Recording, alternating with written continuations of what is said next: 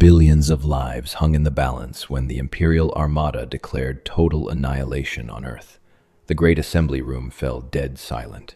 Everyone waited for the human ambassador to beg, to scream, or to pray. Instead, he checked his watch, sighed, and asked the one question that broke the galaxy. Acid burned the back of Arthur's throat. He swallowed hard, trying to force down the bitter aftertaste of synthetic coffee. 34 hours. He had been sitting in this agonizingly rigid, ergonomic nightmare of a chair for 34 hours, listening to Lord Commander Davies bloviate about galactic supremacy. Davies, an 8-foot-tall arthropod whose species had somehow decided the English translation for his honorific was simply Davies, paced the central dais with heavy, rhythmic thuds. The Citadel's grand assembly hall smelled like an old hospital ward. It was a suffocating mix of ozone, harsh sterilization chemicals, and the underlying stale rot of 1,000 nervous biological entities exhaling recycled air. Arthur hated this room. He hated the violet spectrum lighting that constantly triggered a dull, throbbing ache behind his left eye. He hated the way his wool-blend suit clung to the damp skin of his lower back, entirely unsuited for the humid, climate-controlled atmosphere favored by the reptilian delegates from the inner rings. Most of all, he hated that it was 11:45 in the morning, standard station time, and his blood sugar was crashing. Davies raised his upper set of arms. The thick, chitinous plates of his charcoal-colored armor scraped together. It produced a sound like dull knives dragging across a chalkboard. Arthur winced, digging a thumb into his temple. Beside him, his junior attaché, Cooper, sat rigid. Cooper was 24, fresh out of the diplomatic academy and currently vibrating with a terror so palpable Arthur could practically smell the sour tang of his adrenaline. Cooper kept clicking his pen. Click, clack, click, clack. Arthur reached over and placed a heavy, calloused hand over Cooper's. He didn't look at the kid. He just squeezed once, firmly, until the clicking stopped. Down on the floor, Davies was reaching a crescendo. The translation earpiece jammed deep in Arthur's right canal buzzed with static before delivering the Lord Commander's booming rhetoric in a perfectly flat, mechanized British accent. The Terran insubordination will no longer be tolerated by the Empire. The earpiece droned, stripping all the raw, guttural emotion from Davies's actual shrieks. Your colonies on the fringe have defied the imperial tithe. Your merchant fleets refuse the blockade. You have insulted the High Council, mocked the sacred treatises of Minister Graham, and shown a complete disregard for the natural order of the cosmos. Arthur let out a slow, measured breath through his nose. He reached into his breast pocket, his fingers brushing against the cool metal of his antacid tin. He popped the lid. The tiny metallic snap echoed softly in the human delegation booth. He took out a chalky white tablet and popped it into his mouth. It tasted like peppermint and dust. He chewed it slowly, letting his eyes drift past the furious alien warlord to the massive chronometer suspended above the speaker's podium. 11:47. He had a reservation at noon. It was at a dingy little human-run diner in the lower wards of the station. They made a pastrami sandwich that wasn't real meat, but the grease felt authentic enough to clog an artery.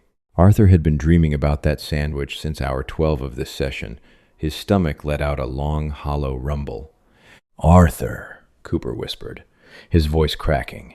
"He's doing it. The intelligence reports were right. He's actually doing it."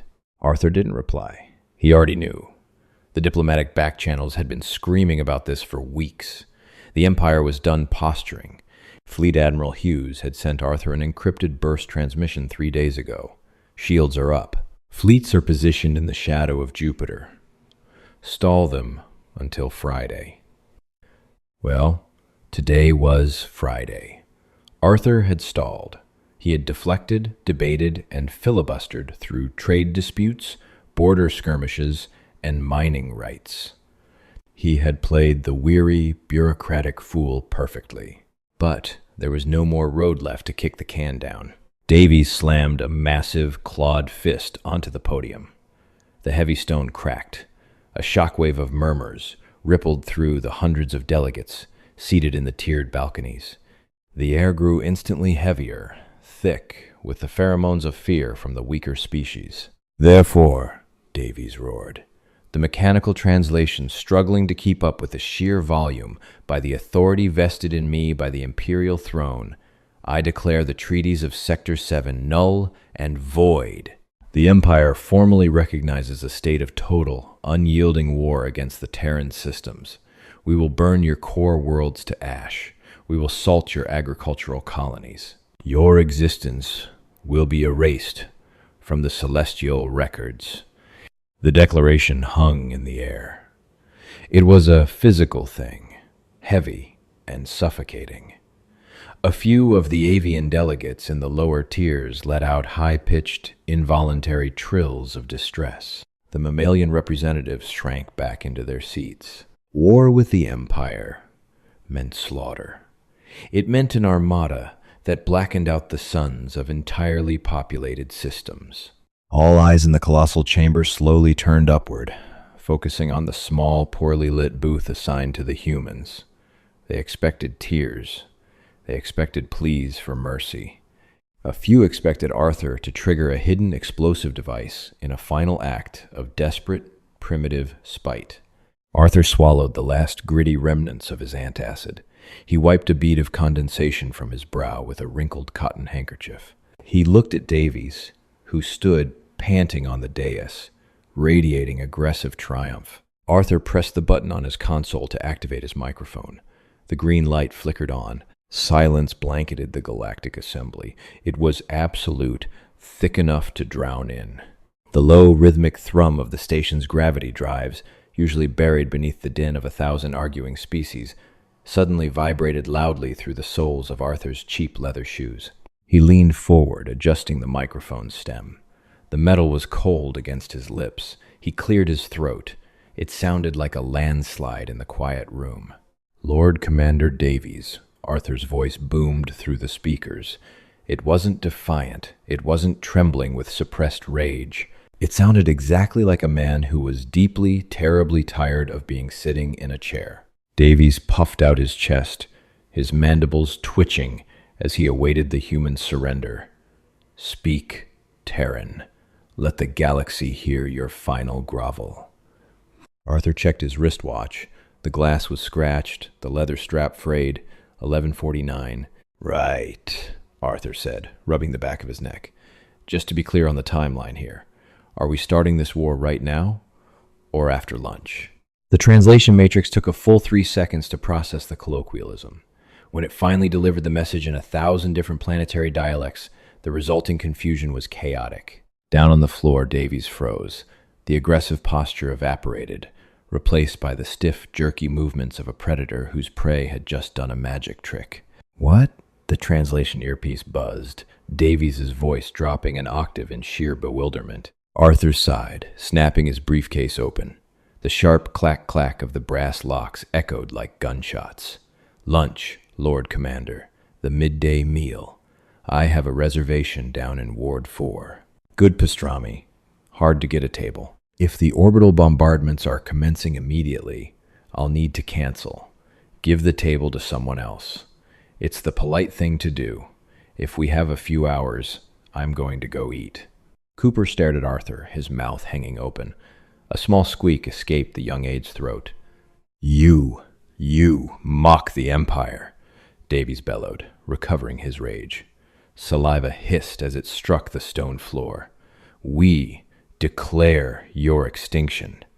And you speak of meals?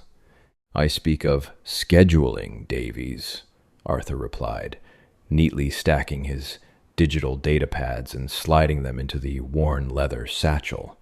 You just declared war. The paperwork alone is going to take my office a month. Admiral Hughes is going to be breathing down my neck. The defense grid is going to lock down the civilian sectors, and I'm going to be eating dehydrated nutrient paste in a bunker for the next 6 years. So, yes, before the sky catches fire, I would very much like my sandwich. He closed the briefcase. The dull thump possessed a strange finality. The psychological whiplash in the room was palpable. The Empire ruled through terror. They demanded awe. They broke entire civilizations simply by showing up and roaring. To be met with the mundane, bureaucratic irritation of a hungry, middle-aged man was a variable their military doctrines hadn't accounted for. Arthur wasn't being brave. He wasn't grandstanding for the cameras. He was genuinely, pragmatically assessing his immediate needs against an apocalyptic backdrop. Humanity had survived localized nuclear wars, ecological collapse, and 3 devastating pandemics before they ever figured out faster-than-light travel.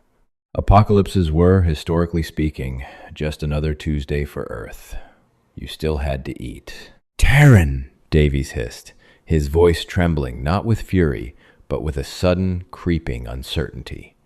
"Your home world is defenseless.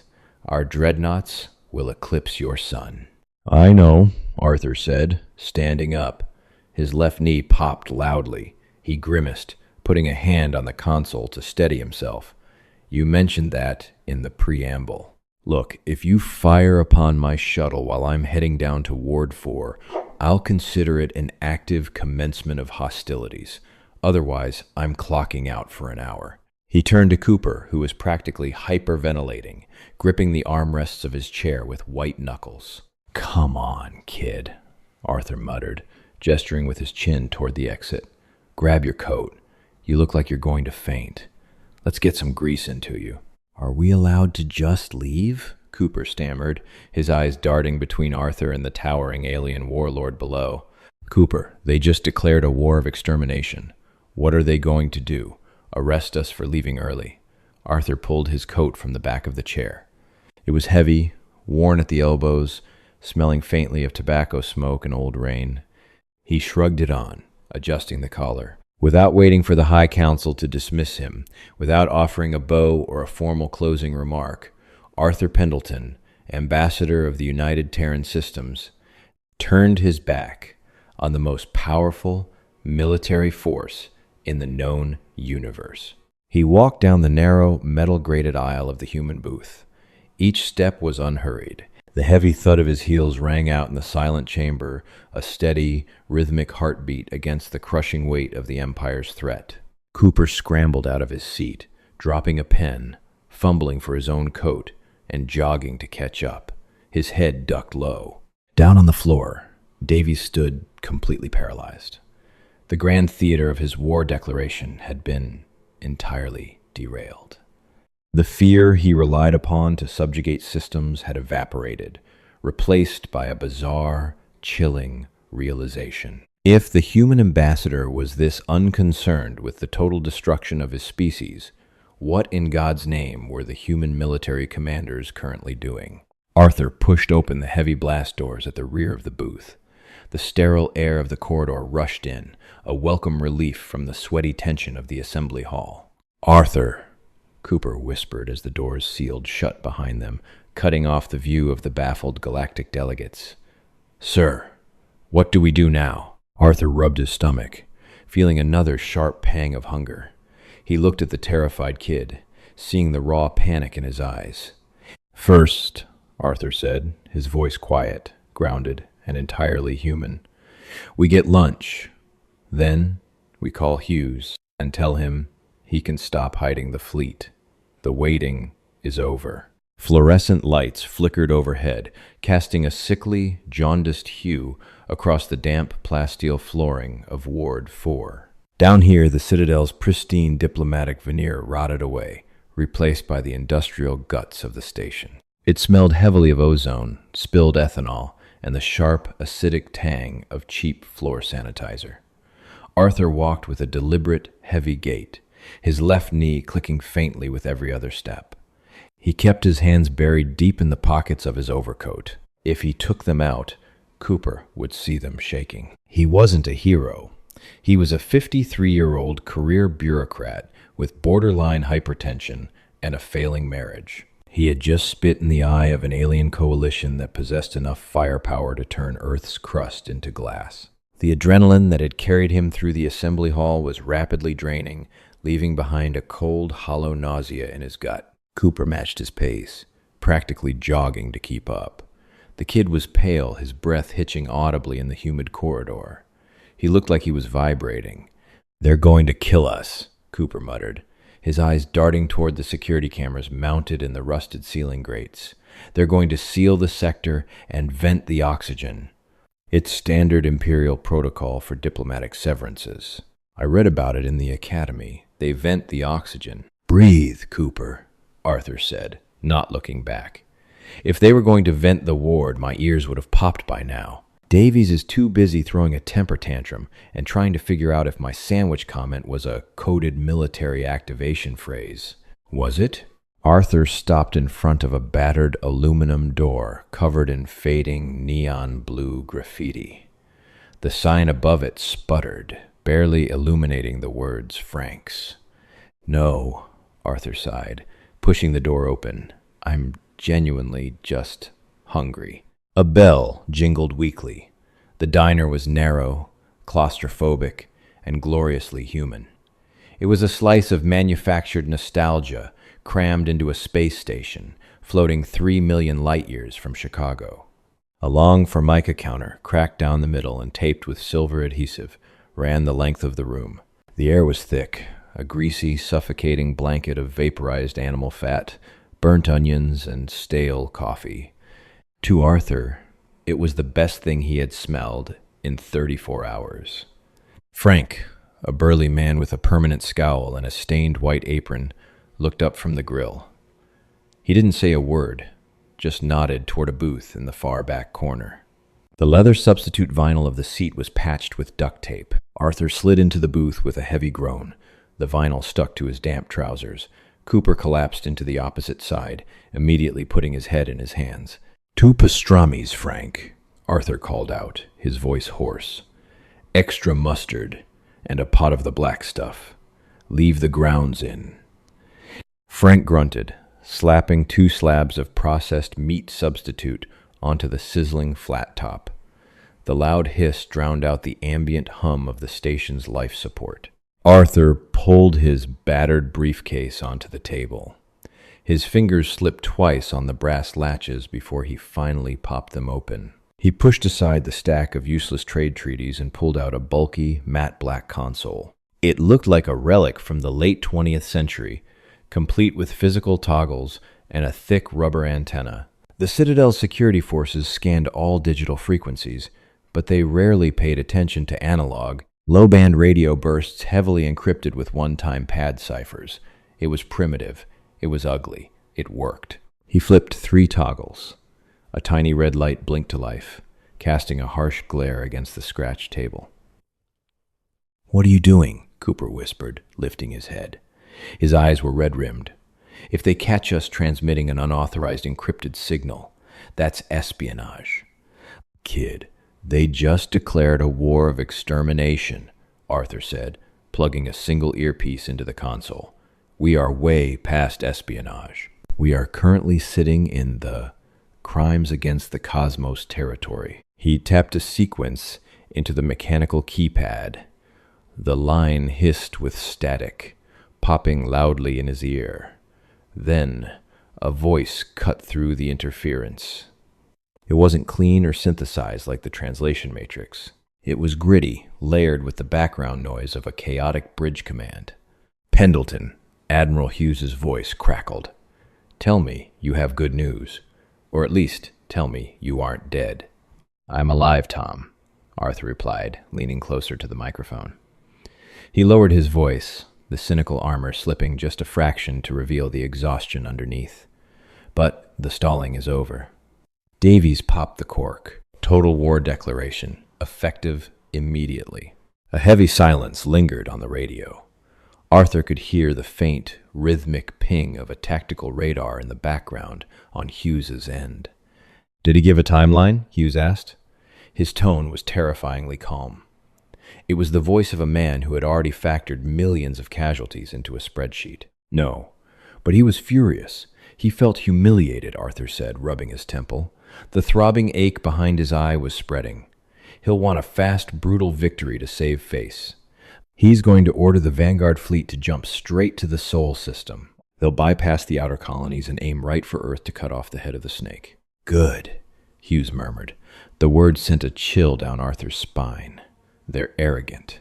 They think we're still fighting with plasma throwers and retrofitted cargo haulers. Are the dreadnoughts in position? Tucked right into Jupiter's radiation belt, Hughes confirmed.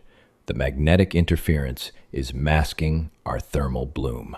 When the Imperial Vanguard drops out of slipspace, they'll expect empty space and a clear shot at Mars. Instead, they're going to drop right into the firing solution of 85 railgun platforms. Frank arrived at the table. He slammed down 2 thick porcelain mugs and a battered metal carafe of coffee, then walked away without a word. Arthur poured a cup. The liquid was black as pitch and smelled like burnt tires. He took a sip. It scalded his tongue, grounding him in the immediate, painful reality of the moment. "Tom," Arthur said softly, watching the black surface of the coffee ripple as his hand trembled against the table. "They have 3,000 ships. We have 85.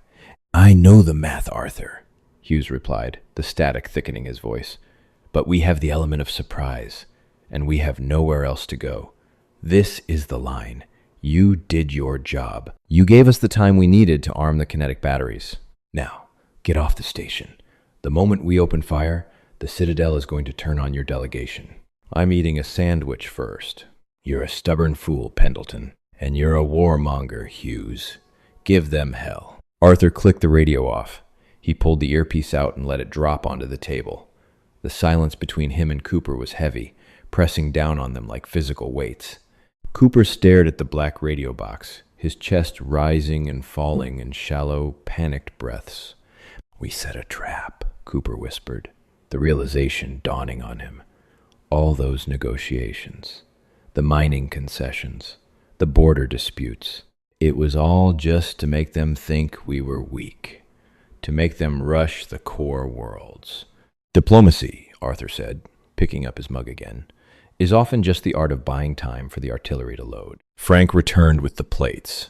2 massive sandwiches, stacked high with steaming, unnaturally pink meat, oozing with bright yellow synthetic mustard, and clamped between thick slices of rye bread. Grease pooled on the cheap ceramic plates. Beside them sat a pile of heavily salted fried potato wedges. Arthur didn't hesitate. He picked up the sandwich, ignoring the scalding heat against his fingertips, and took a massive bite. The crunch of the toasted rye, the sharp, vinegary bite of the mustard, the salty grease of the meat. It was a sensory explosion that momentarily drowned out the impending end of the world. He chewed slowly, methodically. He needed the calories. He needed the grounding, physical sensation of digestion. Cooper didn't touch his food. He just stared at it, looking faintly green. "Eat," Arthur commanded, his mouth half full. "I can't. I think I'll throw up." "Eat it anyway," Arthur said, swallowing hard. He grabbed a napkin, wiping a smear of grease from his chin. "You need your blood sugar up. In about 10 minutes, this entire station is going to realize that their invincible Vanguard fleet just walked into a meat grinder. When that happens, we need to run. Fast. Panic burns energy, kid. Eat the damn sandwich." Cooper's hand trembled as he reached out. He picked up a single potato wedge. He bit off half, chewing with the mechanical enthusiasm of a man eating sawdust. Arthur took another bite of his sandwich. It tasted like ash now. The initial rush of the food was gone, replaced by the crushing weight of reality.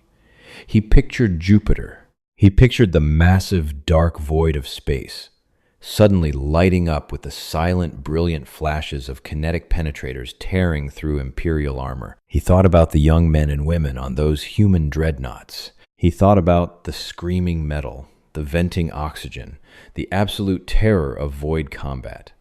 He had negotiated the treaty that bought them this time, but by doing so, he had essentially signed the death warrants of everyone on the front line.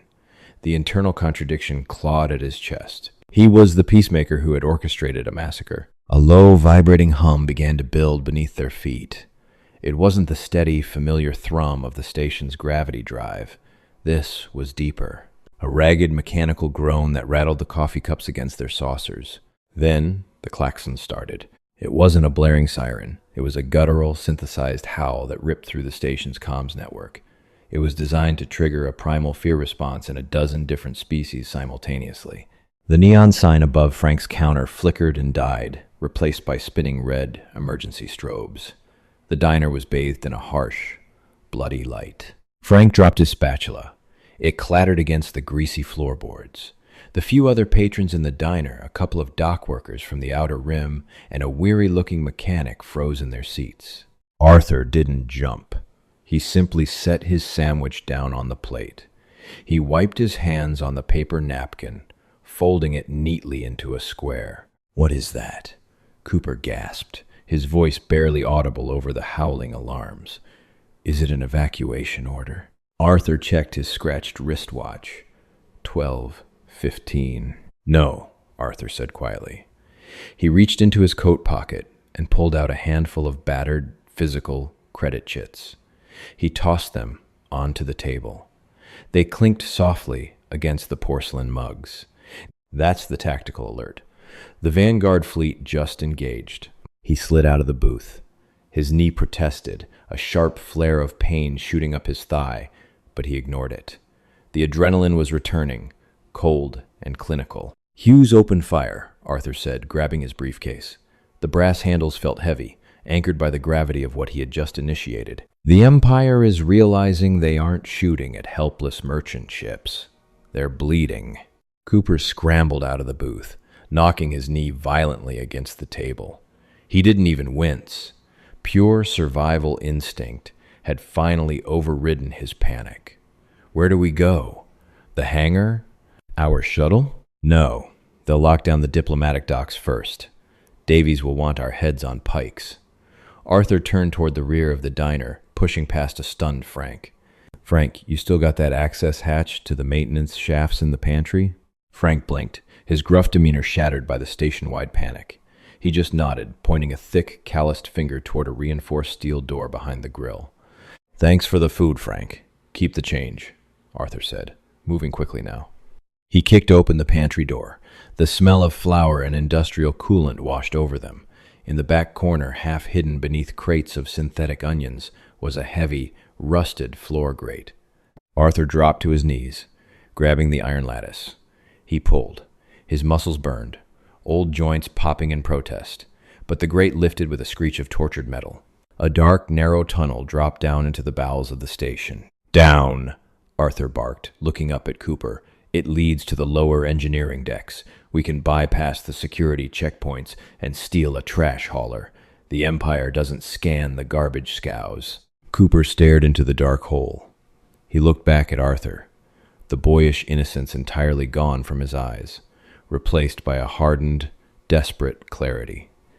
He nodded, grabbed the edges of the chute, and slid down into the darkness. Arthur looked back at the diner one last time. The red strobes flashed across the uneaten half of his pastrami sandwich. It was a stupid thing to focus on, but the waste of it bothered him. A perfectly good lunch, ruined by the apocalypse. He let out a long, ragged sigh, the kind that came from deep within a tired soul.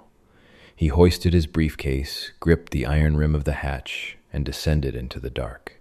The war for humanity's survival hadn't started with a grand speech or a heroic charge. It had started with a quiet radio click, a cold cup of coffee, and an old man climbing into a sewer. Arthur pulled the heavy grate shut above him, plunging them into total darkness. The galaxy was burning, and he was still incredibly hungry. If you enjoyed this grounded dive into humanity's quiet, cynical defiance, hit that like button and subscribe for more original sci-fi stories. What would you order for your final meal if an alien empire just declared war on your home planet? Let me know down in the comments. Share this video with your fellow sci-fi fans to help the channel grow, and ring that notification bell so you never miss a chapter of our weekly HFY storytelling. Stay cynical and stay hungry, folks.